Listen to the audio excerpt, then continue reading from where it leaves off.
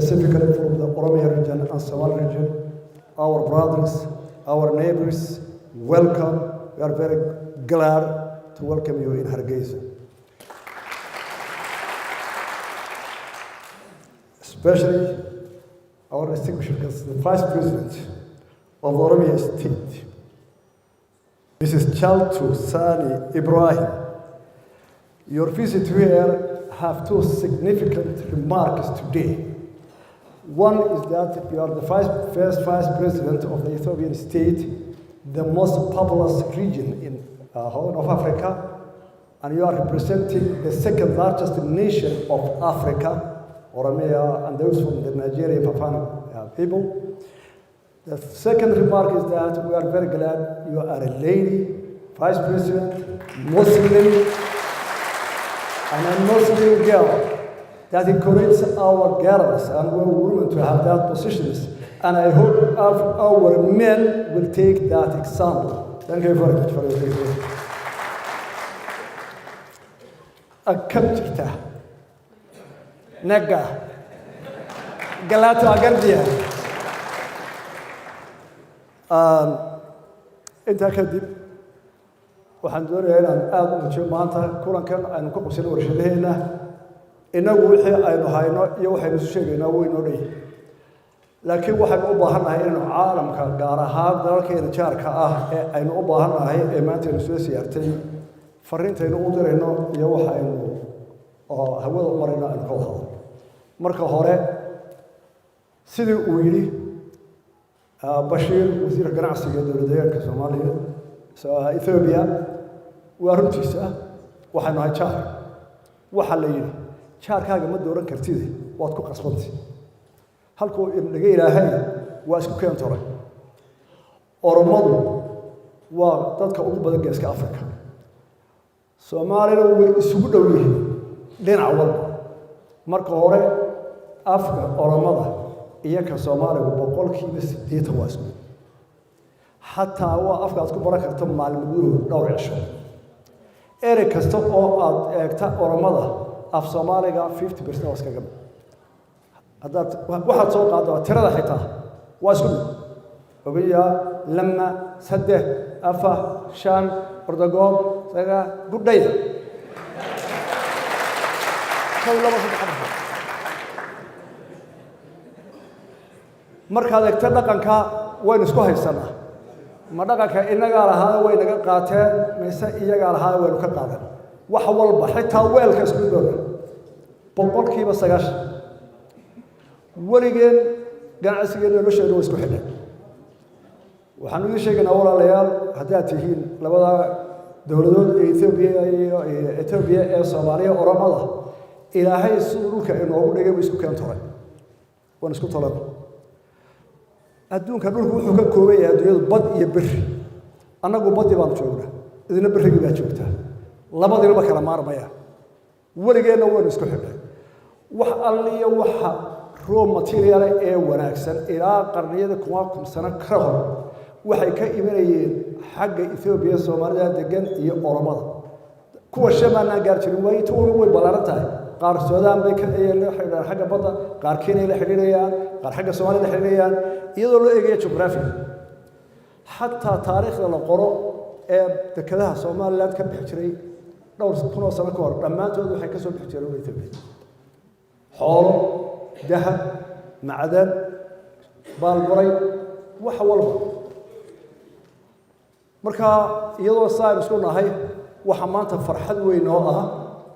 إلا بدي ديجان الصومالي أورمض أي مانت جارين أما أي حيان أود مام سياسات وكوي كي هراء أي رهاجرين أو مانت بقولون سيدوران يقوم معموليا سادرتيت الصومالي أيضا قبل كذا معموليس خاصة وحاء إلى اللبدين دانهن أو دن اسكحر إلى هذا اسكحر iyadoo dawladda federaalka ee Itoobiya ee 140 milyan ah joogto oo dhamaantood aan saaxiibtinimo iyo xidhiidh leedahay iyo jaararka iyaga oo dhan haddana labada deegaan waxay noqdeen kuwa noloshooda isku xirantay waa ta koowaad waxaynu isku xidhaynaa oo aynu hubinaynaa nabadgelyada labada dal xuduudaheenu inay nabad ahaadaan inaynu wax walba nabadda labadeena deegaan ka horreysiino oo nabaddeena qofka ka yimaada stateka Oromiya ama ka Soomaalida Ethiopia uu hargeysa markuu joogo iyo berbera noqdo nin jooga Ethiopia oo kale iyo stateka Oromada oo aanu dareemin ajnabi hadday baacibtir tahay hadday nolol tahay dhinac walba annagu taasaan idin haynaa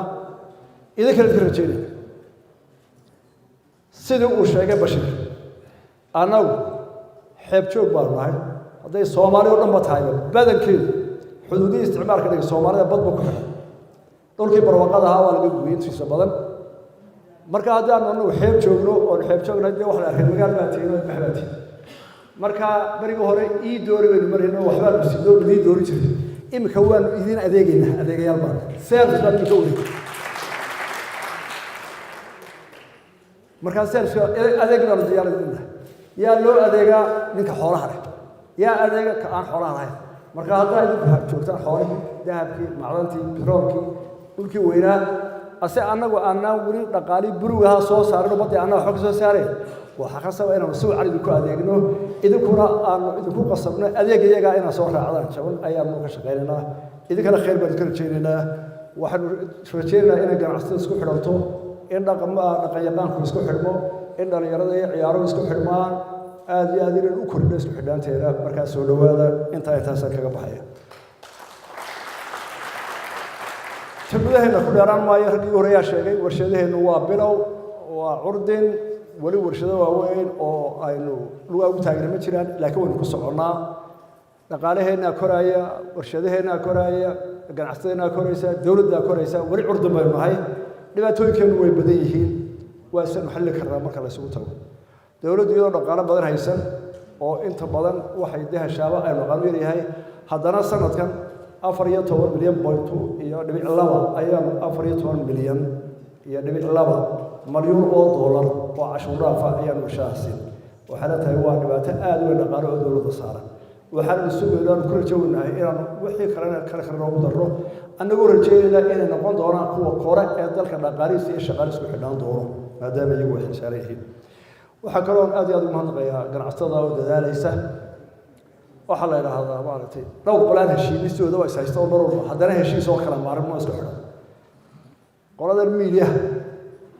iyo qolada hoggaanka dowladda iyo siyaasiyiintu mana culuubaan mana heshiiya way israad ku leeyahay labadoo shaqo loo sameeyay baa caynkaas waa inaan la diin waanu isjeegaraynaa awaad qaldantay ka joog warwaad waxaad intee ka daa marka colaad ma jirtay saas u dal ku dhismaya ganacsatada iyo dowladdu waa la gaar ahaan wasaaradda maaliyadda iyo ganacsatada cashuurtii ka waan bixiyay taas waa igu qaali tanaa kugu hadhay ii soo kordhay igada waa khasab dowladdu waa faramaranta waxa ku aragtaa waa ganacsatada cashuur kaga qaadaya ee taageer kaga qaadaya taa ka intiraadaya dalka wuxuu ku tirsan waa ganacsatada marka dowladaha ganacsatada ixtiraam iyo wada shaqayn iyo soo dhaweyn oo u hayna wax kaana dad deemayna laakiin bariyada iyo dheeraadka ka deeynaa wixii sharciga waa ka doonaynaa ceebna ma aha idina waa runta warkada sharci ma aha iskuna qoonsanayna way dalka baa saaf ismaaciil lama sameeyay waxaan aad iyo aad ugu mahadnaqayaa ganacsatada wanaagsan qabatay xageena maanta dadku waxay dhagaa u taagayaan buuq siyaasi ah jira waxaan leeyahay Soomaaliland maanta intii odayaasha ahayd ee ganacsatada ahayd dalka wax ku lahayd ka dhaxsima joogtaa haddaynaan doorashooyin qaban waqti ugu suurta gashan taladeenu way murgaysaa waa dhab istiitiin kala weyn waxaan u baahanahay doorashooyinkuna way daahir waxay u daahir waa tamar daraanteena siyaasadeed marka hore oo dee curdina sida wax kala mardiin xisbiyadu waa curdin siyaasadoodu waa curdin qolada xisbiyada inteeda hogaamisa dadku ma ka mid nahado ila meer sawada kama naasoo dhicine talada ciiraysa ilka barowga ah ayaan la hardamayna waxa curdina sharciyadeedii oo imka dhismaaya oo iyagina dee baahidooda iyo guduladoodii marka duruufahaas warshadaheena u daaheen ee leeyahay u jabilayahay ee warshadii sibirka dhisan kara laanahay ee wadooyinkeenu wuxuu yihiin ayay siyaasadeena u leeyahay u gaabanaysa waxaan leeyahay mudnaanta aynu siina marka hore inaynu siyaasadda jiro oo isugu tago oo doorashooyin ku soo qabsanayaan inagoo wada jira oo dhinac walba ka eegnay oo aan isku haaraamin oo aan ciidana cid ku maagin aynu u qabsanahay labada gore iyo golaha baxay dowladaha hoose iyagu xoog kuma fadhiyaan mana diidana in la bedelo waayo xeerkaas aasa waa rag iyagu garanaya mas'uuliyadda oo dee xilkiiba jooga hal qodob oo aynu mahadinay laakiin dib badan baa jira waxaynu ku darsanay dastuurkeena oo leeyahay waa marka quraan talada sax ah helay golada doortay waa bedeli kara dadka imika aad u qeeriya dhibsanaya golo 15 sano maraya guurta oo 30 maraysa kuwii kale 3 ku socda waxay la degi leedahay dawladda Soomaaliya qodobkaas ay leedahay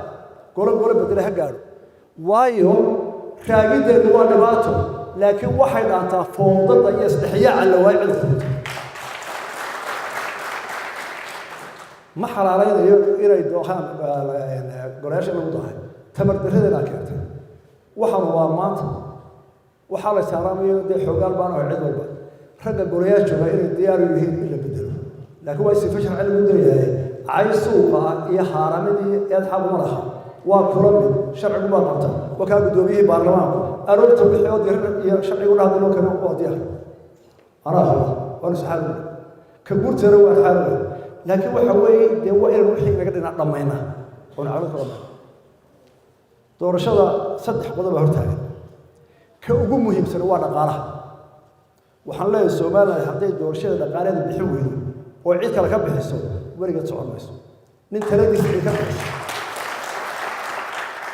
qof taladiisa cid u maamusha hadee meel ma gaaro waa inuu bixin karaa wax badan ma aha dawlad ganacsato dadka ka shaqeeya hawsha yareeya inagoo warga doorashada inaanay ahayn kursi doonaya ay tahay nolosheedii iyo maamulkeedii markaynu isugu tagno war aynu qabsan karnaayo oo sariyeena khilaafaadku waa wax la karo ka wareeya waa dhaqaalaha ay door taagan ka commission kan imika taagan waa masala basiida waa wax la xalli karo waa inta la iska imanayo muxuu ku basiid yahay dadku marka ay wax isku qabtaan laba hal bay ku heshiiyaan maslax iyo xaagaan haddii xaagaani maslaxyo sacuudana sharciga la raaca labadiba awoodeeda waran sharciga way noo yaala xaagaani maslaxga way noo yaala labadooda kuma karra laakiin miir qabal soo yimaada yaa waana lagu wada hadlay miir qabal soo yimaada tasoo haday waa kuraasada baarlamaanka lagu fadhiyo oo in badan laga cawdo oo la yiraahdo tabash iyana waa masala basiida war maanta masayna yeelaa miyaynu karaynaa tan dib ma u dhiganaa tan hore ma u qaadnaa wax la gara waayo maaha waayarkii wuxuu sugaa sidaa darteed waxaan leeyahay Soomaaliland maanta qorshaha qura u yaallaa waa inay isugu tagtaa iyadoo ay wada socota oo kala raacnaya oo tashatay inaan doorashada qabanno muddo gaaban waxaan mar labaad aad iyo aad u mahadnaqayaa martida inoo timid oo labada gobol aad ugu faraxsanahay oo aan leeyahay waa dalkiinii ku soo dhawaada ku qalwamaysaan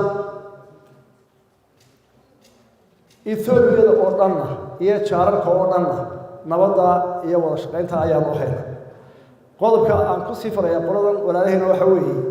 ee labadan gobol federaalka dhexe Ethiopia waxa ka socda oo ay keentay furfur badan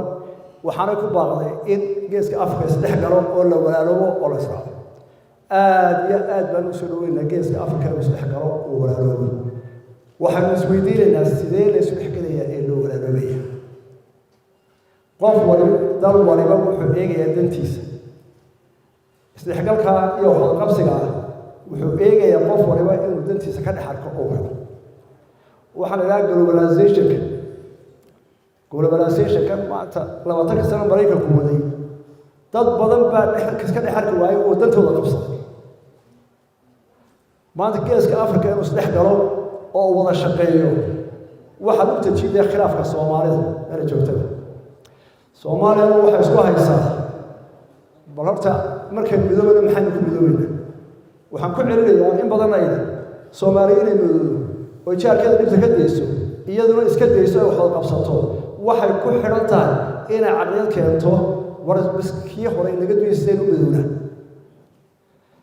dad badan baa markay ka hadlayaan meelaha fagaara shirkii Djibouti oo kale iyo qaar ka hadlay waxay u dhigaan Soomaaliland inay tahay Soomaali diid dad Soomaali diidaya oo midnimo diidaya oo ka cararaya tii caalamka weyn ra'yigaas uu qaldaya Soomaaliland dhaqan ahaan waxay tahay halkii Soomaali oo dhan isku timid qof kasta oo af Soomaali ku hadla Kenya joogay iyo Ethiopia joogay cid aan hargeysan wada aqoon oo aan ku intay timid arrin ay leedahay aan ka dhamaan markii Soomaaliland mideeyay markii la halgamayay mid waliba ka Djibouti markuu halgamayay hadii isku bilaabay ka Ethiopia markuu xukuumadda doonayay ka joogo ka Kenya ilaa dhixii ka joogo maantana dadkii caynka dhaqankaas aan leeyahay in Soomaali midoodo oo walaaloodo oo Afrika badado laakiin Soomaalida maanta koonfur ka taranaysa aqliyadii la walaalooday ma haya ليه aqliyadii Soomaali ku midoobi mayso war maxad xanaaqsan soo noqdo wada amrayay halkan laga taliya kaale waxa baa hay labadii gobol baa tii waa aqla khaldan farmaajo talada waxay lagu socon inuu midoobi maayo war wala soo ku midooba baata maxay raadin tahay maxay laga qaldan waxba ku weydiin maayo waa muqaddas midnimada muqaddas meelgay adu ila saacad kelmis wassalaamu calaykum wa rahmatullahi wa barakatuh